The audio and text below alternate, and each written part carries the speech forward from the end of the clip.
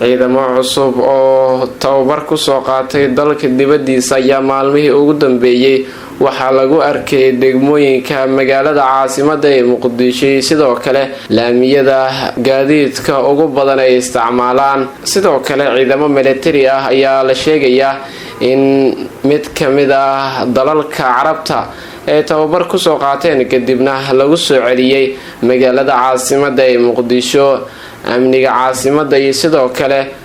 baarista gaadiidka ayaana maalmihii u dambeeyay lagu arkayay ciidamada cusub kuwaasi oo loo maleynayo in si gaar ah loogu soo diray inay xaqiijiyaan amniga caasimada oo mararka qaar al-shabaab ay ka fuliyaan weeraro culus inkastoo sanadihii u dambeeyay dowladda federaalka Soomaaliya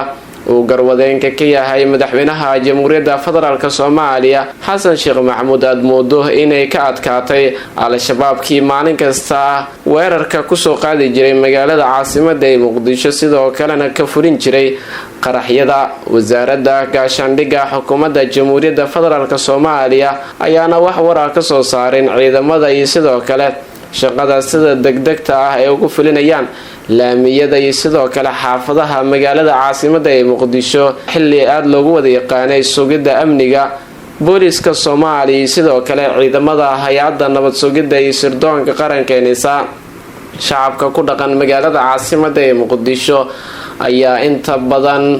wax iska weydiiyay ciidamada cusub ee dhawaan lagu soo daadiyay magaalada caasimada ee Muqdisho ayagoona qaarkood ku tilmaamay inay yihiin ciidamada hay'adda nabad sugidda iyo sirdoonka qaranka NISA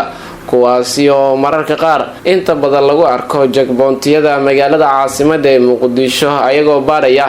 gaadiidka iyo sidoo kale dadka ku socdaalaya wadooyinka waaweyn ee magaalada caasimada ee Muqdisho si kastaba ha ahaatee ciidamadan ayaana si tirabeel ah loogu soo daadiyay wadooyinka halbowlaha u ah magaalada caasimada ee Muqdisho si gaar ahaaneed meelaha ay ugu badan yihiin jagboontiyada kuwaasi oo inta badan ay isticmaalaan gaadiidka shacabka.